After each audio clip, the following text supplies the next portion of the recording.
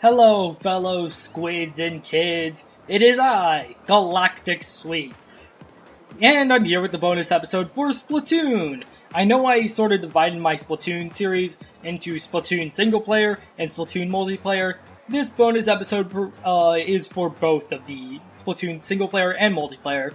I originally thought about doing it in separate stuff, and like, screw it. It's just going to be a one giant video. However, in the description will be timestamps to different topics we'll be talking about. There are three main topics I want to go over, and we'll go over the first one right now. And that is local multiplayer. Yes, it exists. Basically, if you wanted to play locally with a friend, what you can do is take a Wii U Pro controller or a classic controller connected to a Wiimote, and one person can play on the TV while the other person plays on the gamepad. Because, heaven forbid, we have split screen, right? So basically, the idea with this is that you can choose a weapon, and you can go into a special, to one of the 5 original maps, including the not updated Urchin Underpass. This is the vanilla Urchin Underpass, which is really nice. And the first thing you probably noticed, aside from that beacon right there, this indicates where balloons spawn in, and you try to pop said balloons in order to get points. Every balloon you pop will give you 1 point, and when you are splatted by the opponent, you will lose half of your points. In the final minute, balloons will be worth double points, making a last minute comeback very possible. The balloons will go away after a bit. You can get through these boxes that give you special power-ups. But the thing you might notice, and notice how my camera movement's kind of rigid and stuff, is because, well, the person playing on the TV doesn't have access to motion controls. Well, sort of. So there is a pretty convoluted way that I've personally never been able to make work. Where you essentially have to like tie a Wiimote to the you have to like tie a Wiimote over to the I can't speak. You have to like tie a Wiimote to the Pro controller, and then and just to show you what happens when you die. So yes, you have to like tie a Wiimote to the controller. And then you have to like enter a special button combination. It's really weird and convoluted, and that does work. But I never gotten to work it myself, but I've seen other people do it, so I know it's possible. But yeah, and it's really the big complaint about this, aside from it not just being split screen. Also note that all weapons here are going to be pre-patch anything. So like say with your roller, I would say that would... Hold on, let me walk over here, it is weird trying to control a character from another screen. Hold on. Let me come this way. Alright, you're gonna stand here. And we know with the roller, say that you need to hit in the center of the flick to kill. Excuse me. Yeah, see, okay, so from a full health, that would not kill in the multiplayer now, but of course that will kill in this versus mode. You get a chance to explore pre-patch Urchin Underpass, which is pretty nice. You are on a time limit, and the match ends when that time limit is up. The balloons will only spawn in once that counter is down. You can see the beacon from anywhere on the map, and here I'll give you guys a chance to see pre-patch Urchin Underpass, since I don't think I really showed it off in my... I didn't show it off in the multiplayer series, I showed it off in the single player, just because pre-patch Urchin Underpass was featured in 2 stages in the single player, but here's a chance to see how it would have looked in the multiplayer, in the pre-patch stage. You can see this is a lot thinner, this hallway is very thin. You can see here, the center is a lot more claustrophobic, and heck, I've had a match where there was an eliter here, and a leader on that opposing platform over there, and then a leader right here, and with that, or no, the leader wasn't there, the leader was here. There was an eliter here, and a leader here, and a leader here, it was turf war, and they literally locked down the entire match. because no, you couldn't get through this area without being noticed. As soon as you like step down here, you had at least a reticle pointed on you, if not 3. I actually did manage to like sort of get through it. I got to about like here before I got splatted, but I did actually manage to make it through the barrage of eliters, but I was so weak and vulnerable that they could easily pick me off. It was kind of ridiculous. So yeah, just give you a chance to go ahead and see pre-patch Urchin Underpass. You can also play on the other 4 original stages of Splatoon, being Walleye Warehouse, Blackbelly Skate Park, Salt Spray Rig, excuse me, and I'm drawing a blank on the last Arowana Mall. That's exactly what I meant. And I'm used to inverted Y-axis controls when it comes to analog camera, so this is really weird for me. So yeah, it's nice that it exists, and I kind of wish they brought it back. And later, or at least, I should clarify for anyone watching this is recorded after, shortly after Splatoon 2 came out, but not for any future sequel game after that. If you hit swap controllers, it won't swap like your wins, but it will swap who's on the boys. It'll swap the genders of the characters, and the idea is you switch characters. You can't play as 2 girl Inklings, you can't play as 2 boy Inklings. Your gear is always set, but they have 0 effect on your abilities, they're just there for looks. You can change your controls in here, you can change the sensitivity, you can invert the Y-axis, thank God. But we're done with that. So yeah, that's a local multiplayer. I never got a chance to show it off. I don't have friends to actually show it off with, unfortunately. And I do have to say, the Miiverse art here has become kind of depressing since Splatoon 2 has come out. So with that, next topic we're going to is Amiibo support. Yes, there are 8 Amiibo. I had to count for a second. 3 of which were released on launch days: the Squid Girl, Squid Boy, and Squid. And later recolors of them were launched. They have the exact same function. They add no new content. And there were 2 more Amiibo afterwards, which I will save after it. But you're probably wondering, what do these Amiibo do? Well, they give you access to special challenges. You can see I've completed all the challenges here. The Squid Girl has you do challenges with the Splat Charger. And what should I do to show off this map? Let's do this one. Should I do this one? Yeah, sure, what the heck, I'll do this one. So the idea with this is that you do 3 challenges on 3 select single-player stages from each world, and they're pre-selected, they're not random or anything.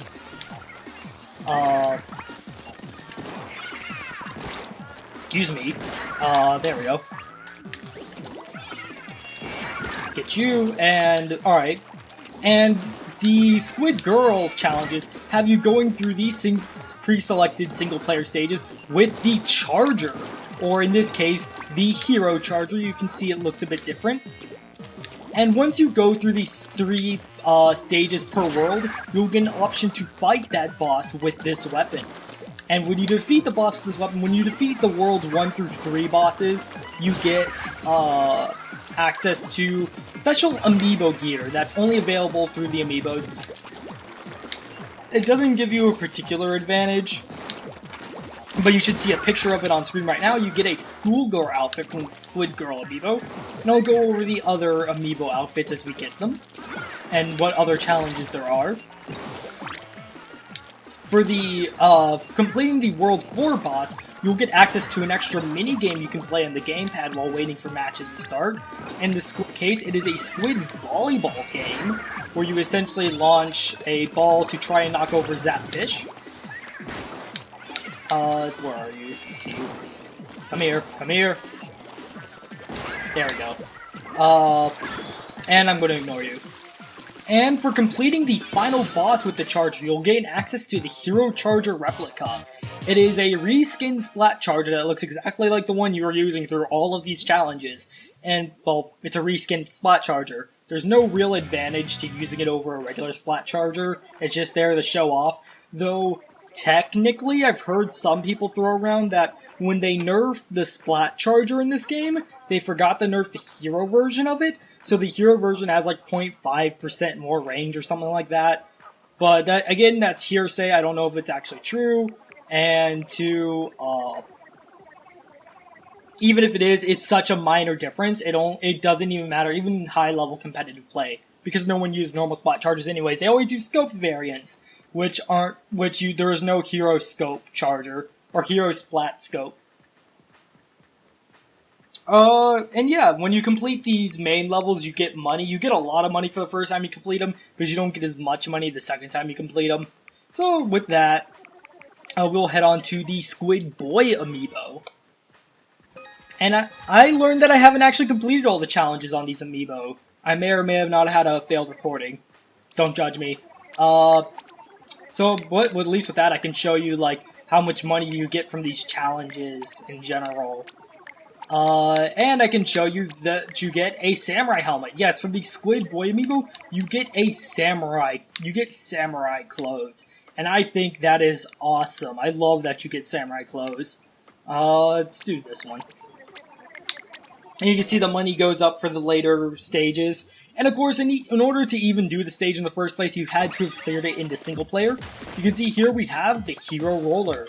And the amiibos will tell you in their little introductory spiel what weapon they want you to use for their special challenges. So yes, for this you use the roller of all things. It looks pretty cool.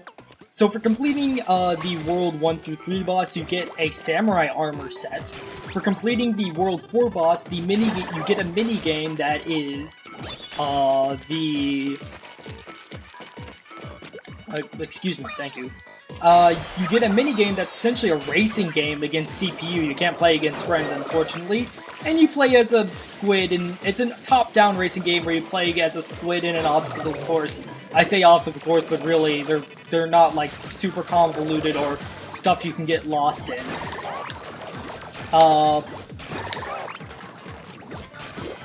And for completing the final boss with the roller, you get access to the Hero Roller replica, a reskin of the roller, and you do have to buy these from Sheldon, unfortunately.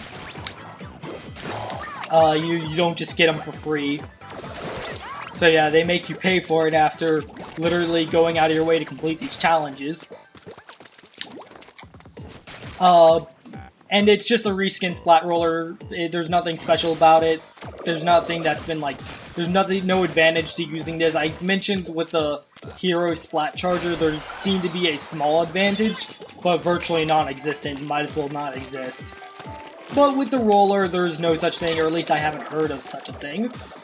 And how would I know? I don't even have a Hero Roller, at least not on this file. And when I say on this file, it's not because this is an alt, but because when I started Splatoon, I started on my family Wii U, and I eventually got my own, but because Nintendo's kind of a butt about how you transfer save data, and that you just can't transfer save data of a single account, I had to start from scratch, and I never bothered to complete the Amiibo challenges.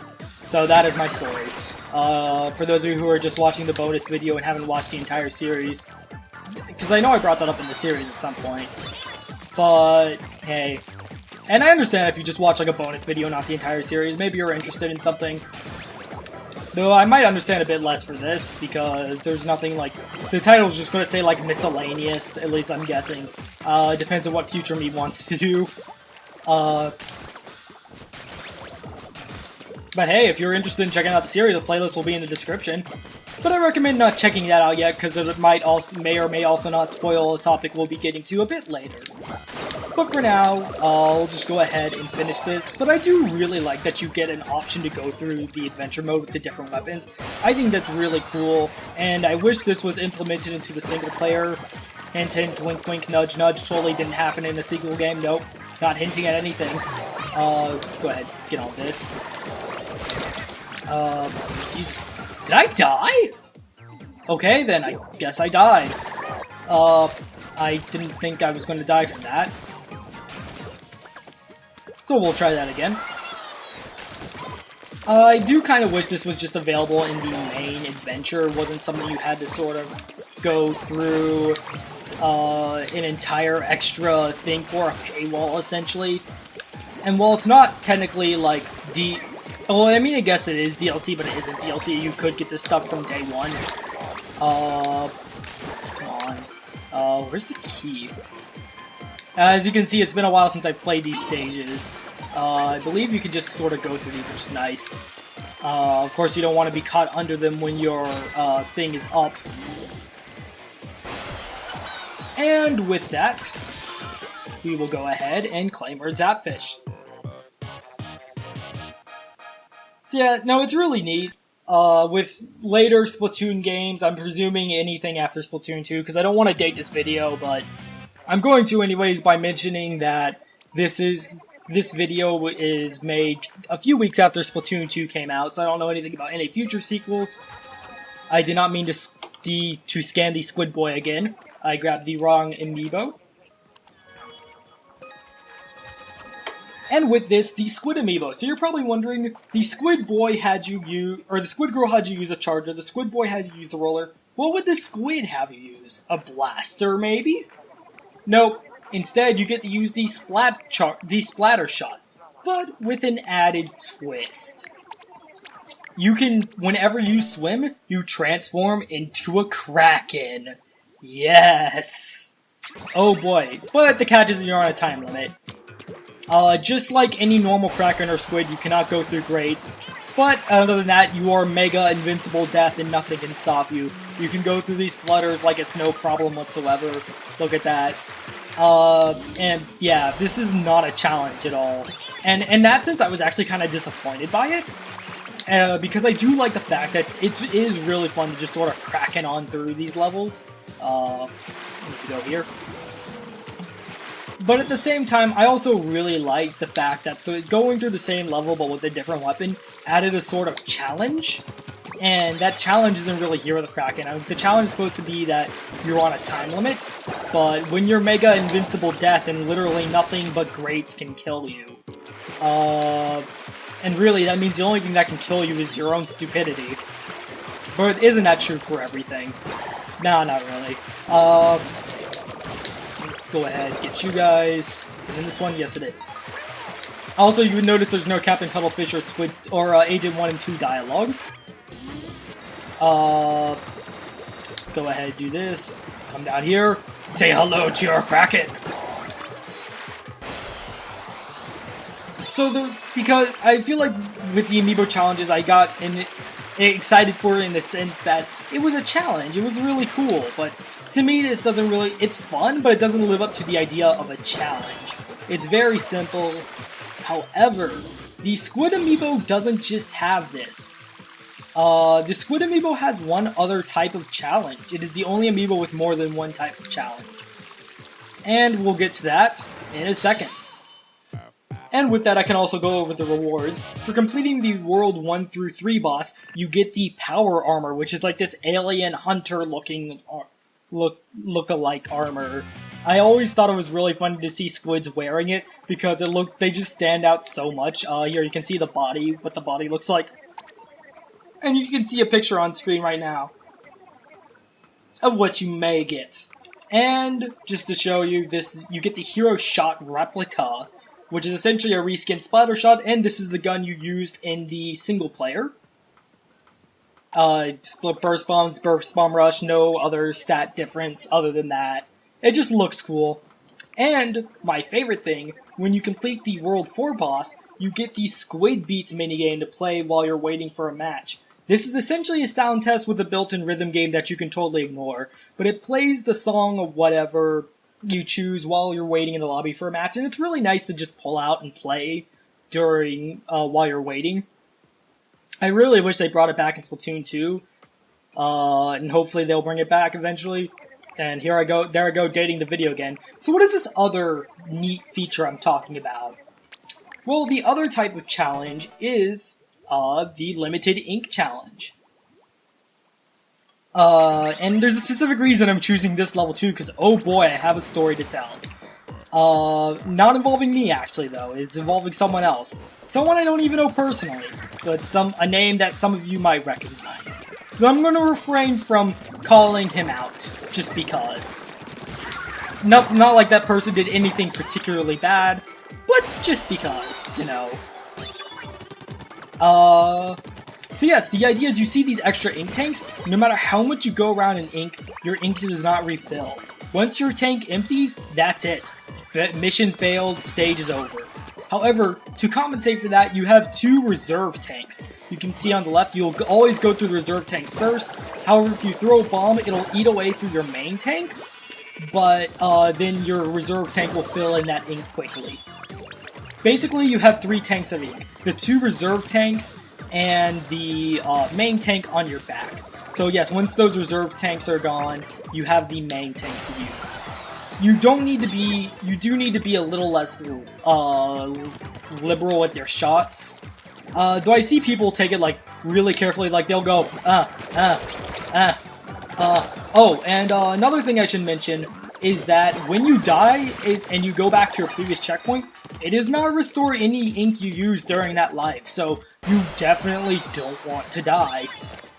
I've seen some people freak out because they thought you only get these 2 tanks, but no, you get a reserve tank, and then if you just fail with the reserve tank, if the reserve tank empties, then you'll just get a prompt saying that it's finished, and thank you game, and that, stop. And your squid will poof and make a disappointed noise and you'll fail the challenge. A tip I have for this particular level is that you notice the icon sort of fades out at some point. That means there's not solid ground there. Though, honestly, you don't need to worry about that too much. You can get through this level pretty fine without wasting that much ink. As you can see, I've been very liberal with my ink use and I still have a full tank left. You don't want to, like, ink everything in your path. But, like, if you just need to ink quickly through like this, you can do that. You need to shoot a single bullet for this. Come on through here. This is the point that I think throws a lot of people off, and the funny story I have to tell. So, I'll get you. And get you. Alright, come through here. And shoot! Oh, shoot! Okay. Ooh, this is bad. You can see my bottom tank is starting to empty and it's not going to refill. So this is all the ink I have left to work with. Oh, whoops. I thought I shot enough bullets to kill, but I did not apparently. Okay, I'm a little curious. Nope, it doesn't let you throw a bomb.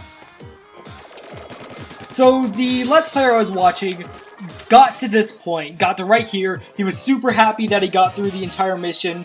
He had barely any ink left. He opened the Zapfish thing, and then he just wanted to like say, okay, let's just take a moment to take in the nice scenery, you know, listen to that stuff. Now just take around the nice scenery.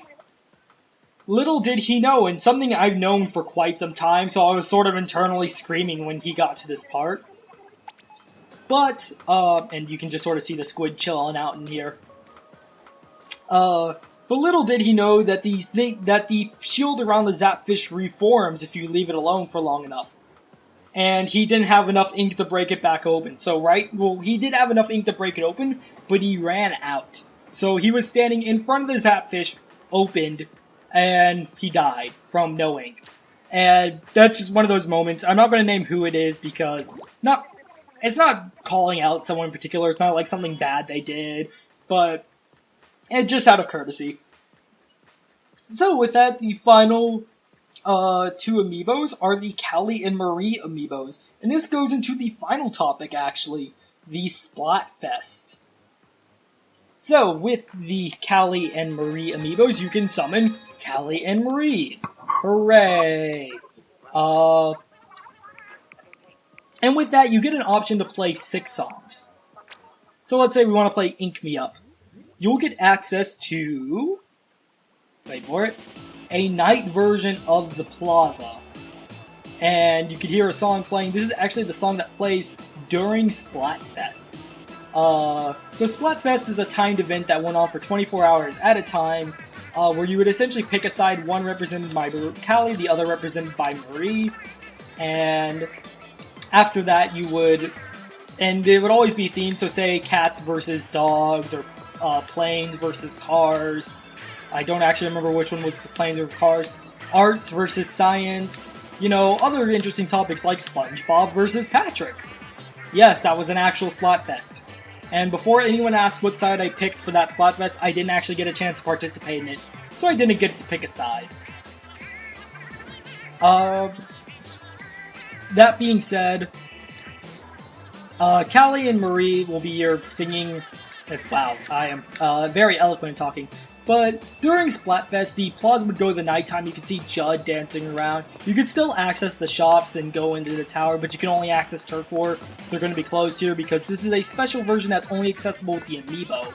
You see, this night version of Splatfest is only available during the time events. However, after that, there was no way to access this plaza at night, so they made it accessible through the Callie and Marie amiibo that came out not too long after the Splatfest ended.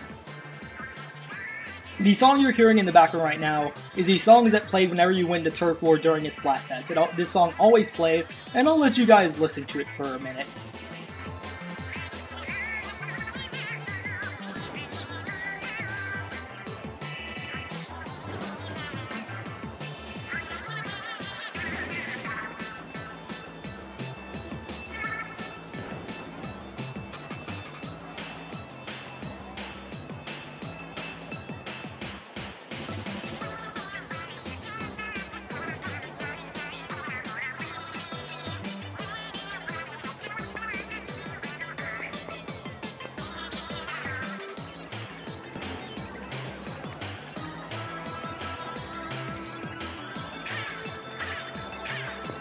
Yeah, and it's nice to see that their dance actually does sync up with what they're singing. However, this isn't the song you would hear while you were in the plaza. Instead, you would hear this song, City of Color. And I'm gonna go past the post, because sometimes I just find me versus post annoying. But yes. Excuse me, had a bit of gas there. This song, City of Color, is what would play during the Splatfest while you're in here. I'll let you guys listen to it.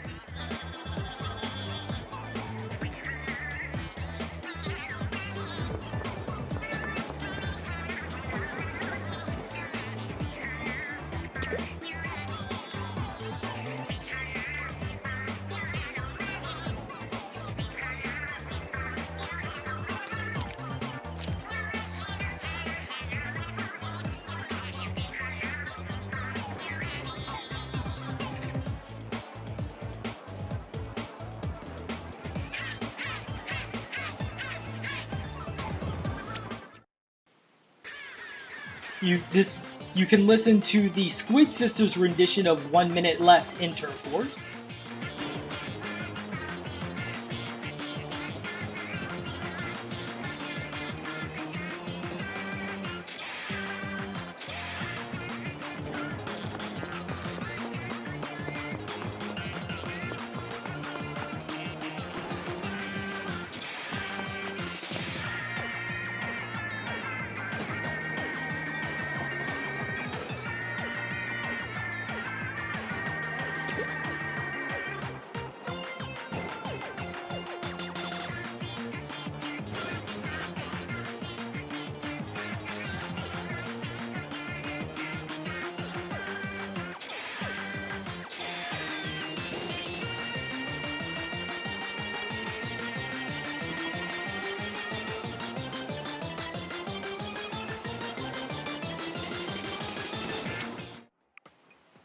You could even get the credits theme and the final boss theme. However, I'm not going to play that because you did hear those songs in the single player, and I never got a chance to show these 3 songs during the multiplayer. And last, but certainly not least, is a new song. And this song is unique to Callie's amiibo, Well, there's another song for Marie's amiibo. The first 5 songs are the same no matter which amiibo you use. This song is Callie's single, Bomb Rush Blush. I'll let you guys listen.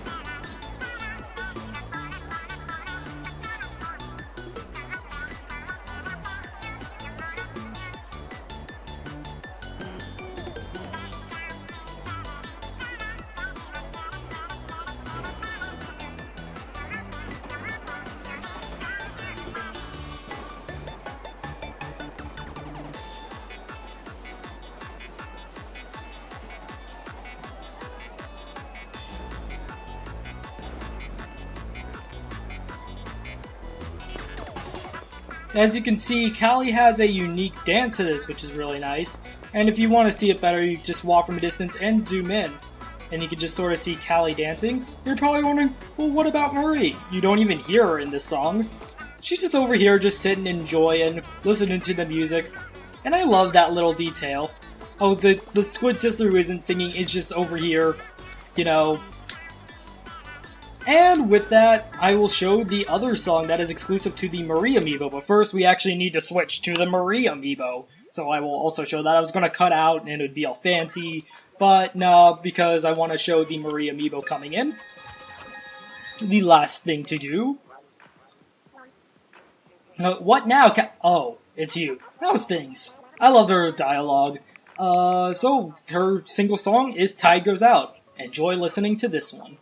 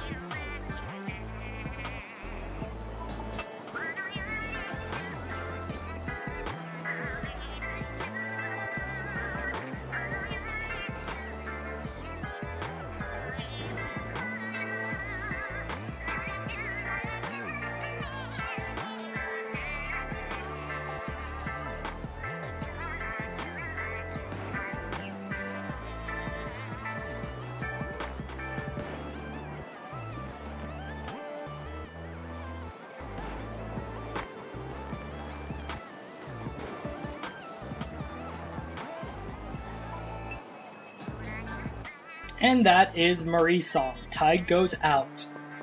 I like both songs pretty much equally. I don't really have a preference. And you can see Callie here.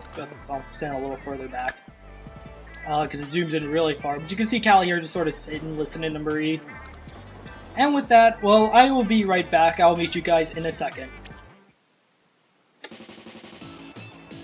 And with that, I want to go ahead and talk about how Splatfests work, how they're structured, and, well, just because I know someone's going to ask, I am Team Callie, if you couldn't tell that I switched back to the Callie shirt. But I like both of the Squid Sisters, and I don't feel like it's worth starting a war over. So instead, you're just going to see this nice view of the city at night. Get to look around, you can see the Squid Sister studios empty. But with that, I want to go ahead and talk about how Splatfest operates. I'm going to try and set my gamepad down. That works. There we go. So that way you don't have to deal with shaky camera movement. So yeah, Splatfest were timed events where you'd pick a side and then you'd go battle it out in Turf Wars. No ranked battles were available and it went on for 24 hours. You had a rank, fanboy or fangirl depending on the gender of your squid, and it would go up to Fiend, to Defender, to Champion, and then to King or Queen, again, depending on the gender of your squid. And that rank will just show, one, how long you've been playing. It would go up regardless of win or loss, however, it'd go up more if you won a Turf War match. And that rank would be used to determine something after the Splatfest is over, but we'll get to that in a second. So you would go into Turf War and you'd be matched with members of your team and then be pitted against a member of the opposite team. Usually. Sometimes one team has so many players and was more popular than the other team that you got mirror matches against your own team. However, if you got a mirror match against your own team, the win and loss will not count towards the total Splatfest score. And even if it did, it would just cancel out.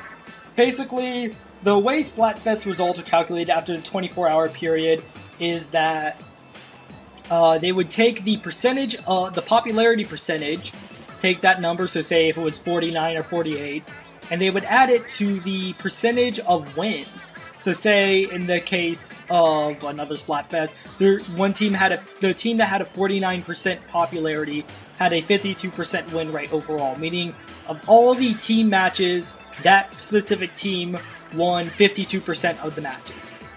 They would then multiply that number by 2 and add it to the number of that came from the percentage of popularity, and that would give you final score. In the example I gave, it would be 49 plus 2 times 52. And that would give you final score. And of course the other team would be like, if going with the same example, would be 51 plus 2 times 48, and then whatever had the higher score would be the winning team in the end. This led to some interesting results, as in the very beginning Splatfest, the more popular team always won. In fact, the first Splatfest was Cats versus Dog, at least in the US. And I don't remember what it was in Europe or Japan, but they had different Splatfest themes. And Nintendo of Europe had a notorious record for picking really weird Splatfest themes, such as, what do you prefer, pizza with pineapple or pizza without pineapple? And just because someone might ask, if you eat pizza with pineapple, just get out. Leave the video right now. You never eat pizza with pineapple. But again, I'm also the person who doesn't eat pizza with anything on it. I just eat it with cheese. But enough about that. And I was joking in case you took me seriously, but I guess if you took me seriously, you aren't actually sticking around. You probably would have left by now. But yes, Nintendo of Europe had an interesting history with their topics. I recommend looking up Splatfest topics. The final Splatfest was actually Callie versus Marie, and Marie did end up winning. But now before I get on to that, because that leads into another topic, I do want to get on to results Splatfests. So initially the more popular team always won, and then people were complaining about it, because even though wins were supposed to count more, because they had that ×2 multiplier when determining the score, somehow the more popular team always won. So Nintendo upped how much wins were. They upped it to a 3 times multiplier, then to a 4 times multiplier. I don't actually remember if they went to a 5 times multiplier or not, but they eventually ended at a 6 times multiplier, which, to give you an idea, in our example that we used earlier, the score would instead be calculated 49 plus 6 times 52. Yeah. And this led to another interesting trend, at least in North America. It wasn't necessarily true in Japan, but the less popular team would always win. Yeah, so if you wanted a sure way to win Splatfest, just pick the less popular team, because they usually have the higher win percentage. And just having a higher win percentage was more than enough to guarantee that team victory. Thus, to a lot of players, picking a side in Splatfest became less about what you cared about, and more about what side was going to be the less popular side, because that's the winning side. A lot of skilled players did this, so often not, it became all the really skilled players were on the less popular team, which would boost their win percentage even more. Though they would still end up being the less popular team, because that's only a small segment of the community, but it's also the most skilled segment of the community. Well, maybe not most skilled, but you get the idea.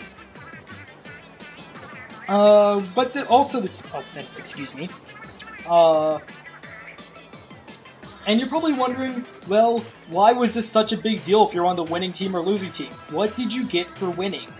Remember Super Sea Snails? You know, that thing we got from Judd every now and then that allowed for a free, to add a slot to a piece of gear or a free reroll, and you didn't have to pay any money? Yeah, those were originally rewards for winning Splatfest.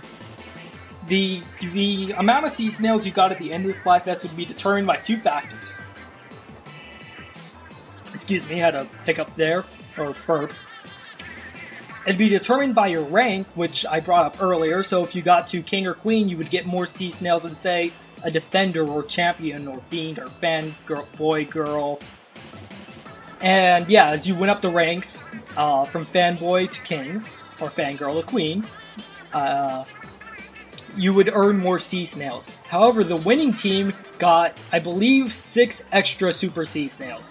With how valuable they were, it was a really big deal. You wanted to be on the winning team, because especially if you were in the more competitive, because that means more Super Sea Snails, which means more re-rolling and more slots for your gear. And yeah. So it really just came down to choosing the less popular team if you cared about that. If you didn't care about that, you could just go on and choose whatever team you wanted. To give an example, something that sort of ruined that Splatfest for me, but I did it because I wanted more Super Sea Snails, was the Pokemon Red versus Pokemon Blue Splatfest. Yes, that was also a theme. The only other really weird theme was Autobots versus Decepticons. From Transformers, for those of you who don't know, and if you don't know that, I am surprised because I haven't met a single person who doesn't know what Transformers are. You're talking about that thing, the brick from your computer, right? The one that power cord connects to? Yes, that is exactly what I'm talking about. So where was I? Yeah, so in these, to give the example of Pokemon Red versus Pokemon Blue, Pokemon Red was the more popular team, Pokemon Blue was the less popular team. Logically, Pokemon Blue would win, and Pokemon Blue did end up winning. I personally love Pokemon Red, but I chose Pokemon Blue because I wanted more Super Sea Snails. And so even though I wasn't repping the side I believed in more, Pokemon Blue did win, and I ended up getting more Super Sea Snails. And it's stuff like that that just sort of ruins the spirit of Splatfest, where it's supposed to be just about having fun, but the winner just gets so much more rewards. They did lower this in Splatoon 2, and anything beyond that I don't know, and again, there I go dating this video. And I've heard people complain that the fact that the difference between the winning team and losing team is lower, sort of makes it so you shouldn't choose the winning team, or it doesn't matter, winning just doesn't matter as much. So, it's not going to you're never going to make everyone happy, but the way the system is sort of flawed, and it just sort of hampered the experience. That and the fact that you could only play Turf War, no ranked whatsoever, really did sort of, not just for competitive players, but even for people just like me who just preferred playing in ranked over Turf War, it just sort of it kind of sucked that for an entire day you were forced into Turf War. But, rant over, that was generally the big issues people had with Splatfest, and because I know people are asking, the last Splatfest was Callie versus Marie, and Marie won. And that is actually tied into Splatoon lore, believe it or not. In the Splatoon universe, after Callie and Marie won the Splatfest, their popularity skyrocketed, and that landed them to getting their 2 new singles, Bomb Rush Blush and Tide Goes Out there. Yeah, there's actually an in-universe reason for those songs existing, and I think that's amazing. And it even sets up a bit for Splatoon 2. And so just interesting stuff. That's really all I wanted to talk about when it came to Splatfest. You always got to see some really cool art during Splatfest. Because Splatoon has been mostly abandoned, you don't really get to see that cool art now. You can see some of it sort of represented with fireworks in the sky, or light up boards. They always kind of look like fireworks to me. Or like, I guess this was more of a firework-like thing, but it looked really cool to me. And you got some not-so-great art, but hey, I'm not judging because I honestly couldn't do that. That would probably be how I don't draw, but if I try to draw, that's probably how my drawings would look. And then you got some more inappropriate or not so great art. In fact, in my other recording of this, a message kept constantly coming up that used inappropriate language, to say the least, and I didn't want that showing up in my video. And of course, it dropped an F-bomb on this banner right here, so whenever I stood around, it just said bleep on the banner, and it really made me upset, and I had to like constantly avoid facing the banner, but I don't actually see it this time. Instead, you get your old Miiverse post of people who are actually enjoying this, and, yeah, and here we go, everyone who has an Amiibo, and, yeah, hello everyone who has an Amiibo, that's nice, because the only way to access this plaza now is through the Amiibo, but this plaza would automatically be put in this during the Splatfest. And yes, the song you're hearing, and good old Miiverse stuff, people complaining about memes, and it's memes and people complaining about memes. So with that, that's really all I wanted to talk about. Thank you guys so much for watching, and well, that's it for Splatoon. Mostly. You see, I have one more thing I want to do, and hold on.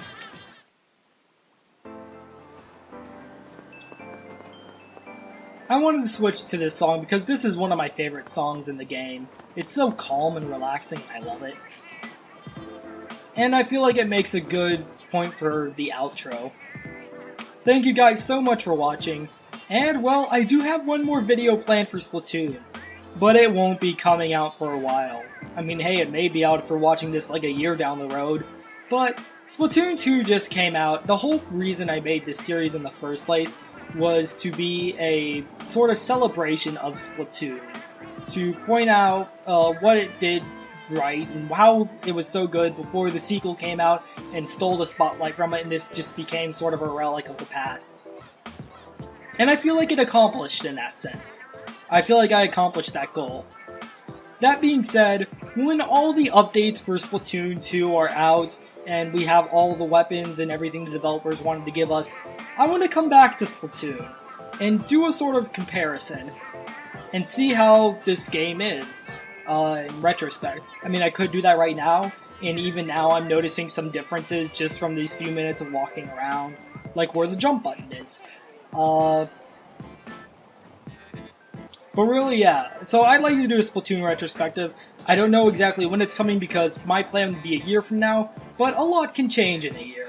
You know, things change, things you don't expect happen.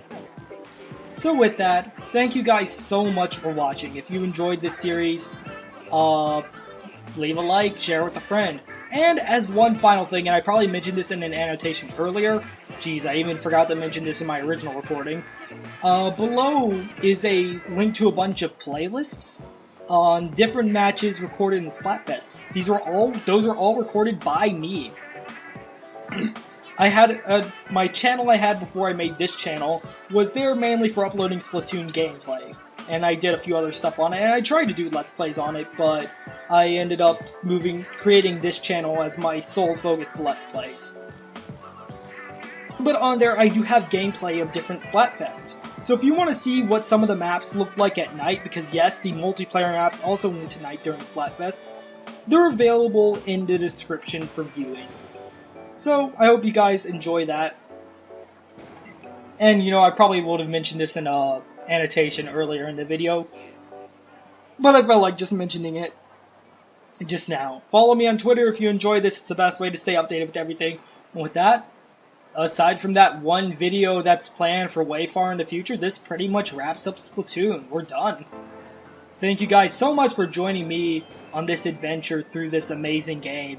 And until next time, stay fresh.